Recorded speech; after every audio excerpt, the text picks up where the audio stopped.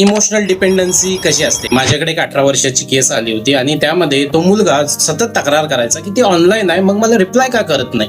मग हा सतत डाउटेबल टेक्स्ट टाकायचा, सतत तिला कॉल करायचा, मग एकदम स्वतःचा मूड एकदम ऑफ करून घ्यायचा. आता ती जी मैत्रीण होती ती आपल्या मित्रांच्या बरोबर, घरच्यांच्या बरोबर बिझी असायची, परंतु याच्या माइंडमध्ये सतत थॉट चालायचा की ती मला ना इग्नोरच करते. मग हळूहळू स्वतःची एन्झायटी वाढवून घ्यायचा, सतत ओव्हर थिंकिंग करत बसायचा आणि त्याच्या रिलेशनशिपमध्ये सतत भांडणं व्हायची. आता तो सतत मला म्हणायचा की मी तिला गरजेचं वाटत नाही का. आता इथे समजून घेणं गरजेचं आहे की हे प्रेम असतंच असं नाही. कधी कधी हे इमोशनल डिपेंडन्सीचा प्रकार असू शकतो. जेव्हा तुमचा मूड दुसऱ्याच्या व्यक्तीच्या अटेन्शन वरती डिपेंड होतो तेव्हा तुमचं मन काय करतं की भीतीमध्ये टाकतं. ती गेली तर, मी एकटा पडलो तर. मग अशी व्यक्ती जी बिहेव करायला लागते ती सर्वांना क्लिंजी दिसायला लागते किंवा वाटायला सुरुवात होते.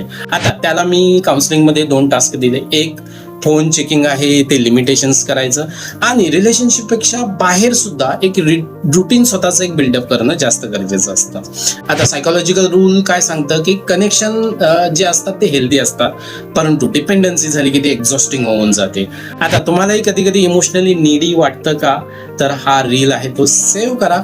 काउन्सिलिंगसाठी मला DM डिपेंडन्सी करा आणि हो, मला फॉलो करायला विसरू नका.